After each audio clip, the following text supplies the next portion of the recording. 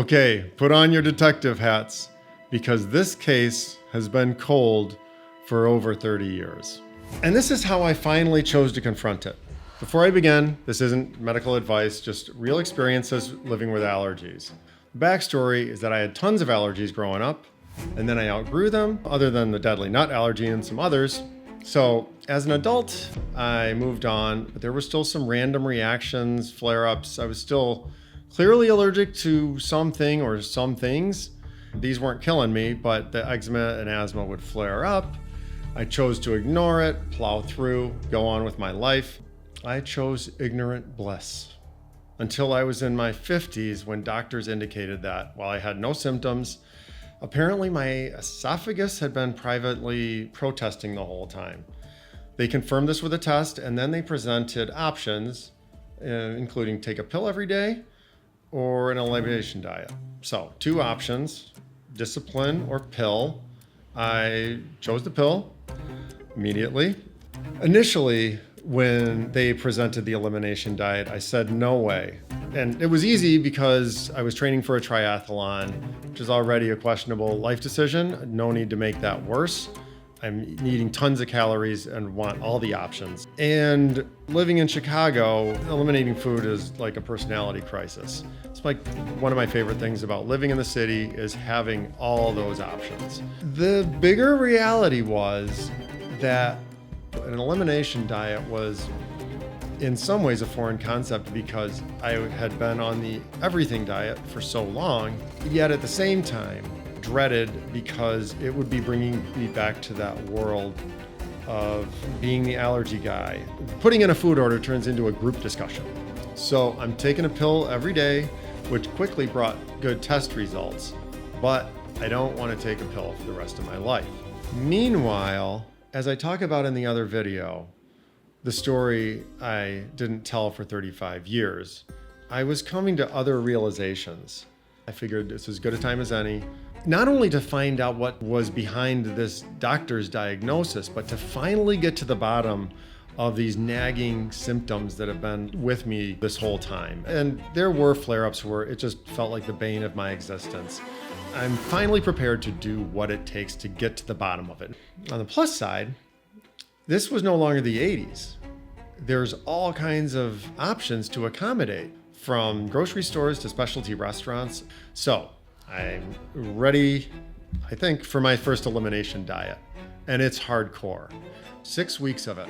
After comprehensive conversations with both the specialist and nutritionist, I was to learn that my childhood allergies, none of them had necessarily been outgrown. Instead, they might have morphed. They might have sort of manifested in a different way, where they're not as severe, but they're still part of the picture. So they're totally suspect.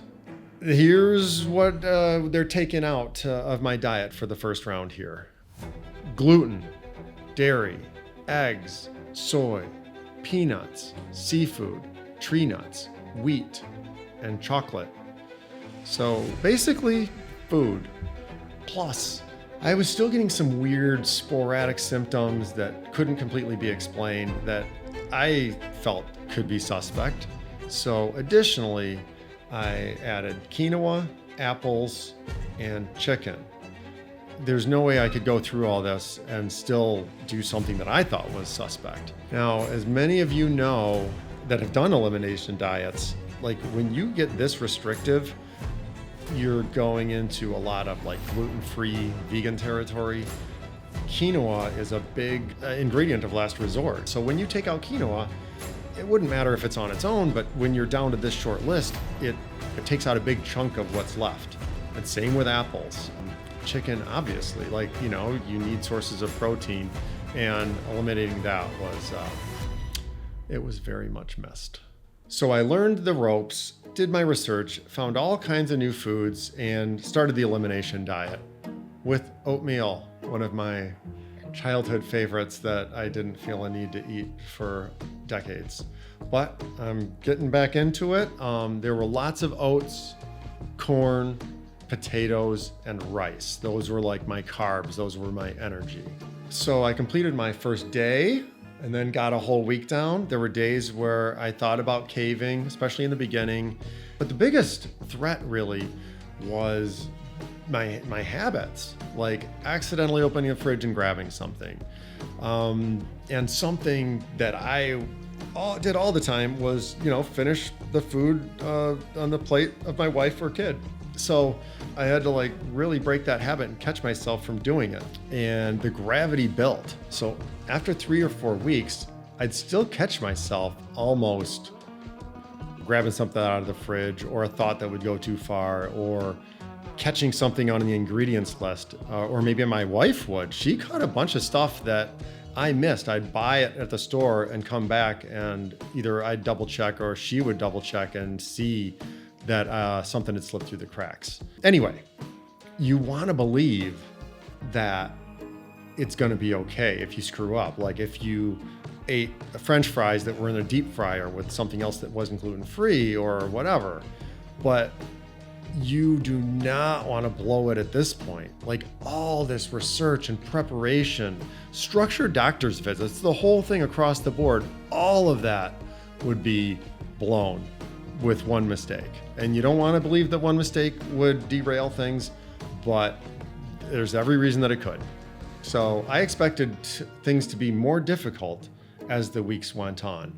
I figured I would be eating less. I figured I would be sick of the foods as the weeks went on, that I would be increasingly tired of eating these things and kind of dragging myself across the finish line. But none of those things were true. And that was the best surprise.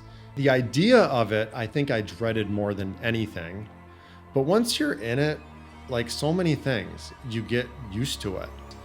And I ate a lot because when I was leaving the house and I wasn't 100% sure that I would be going to a restaurant that would have something I wanted, I would eat more than enough. I'm walking out of that house with a full tank, with a full belly, making sure that I'm not going to be starving while I'm out.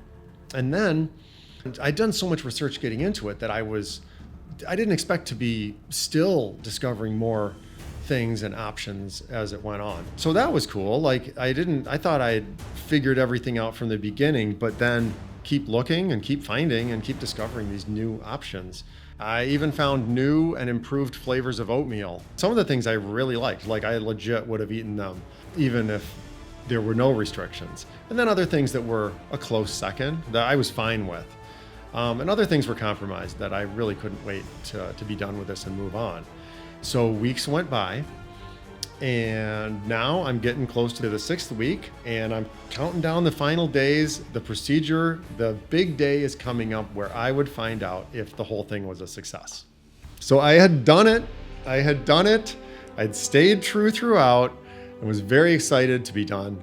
The idea was, okay, we'd get the test results, problem was solved, and then that would open the door to us slowly reintroducing things one by one, which means 6 weeks at a time.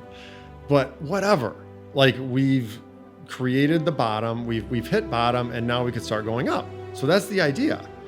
Okay, if this is a detective movie, this is where the music changes. The results came back and the problem was still there. So eliminating all of those foods did not determine anything. So I don't know if something slipped through the cracks or if I'm allergic to something beyond what's on the list. Of course, I might be allergic to one thing. I might be allergic to 10 things still. But we hadn't found our starting point yet. Instead of adding one food back onto my diet, instead we're doing the exact opposite. And now we have to eliminate more things from my diet. It totally sucked. It was very demoralizing. I thought I was solving a mystery. It turns out I had uncovered a deeper one.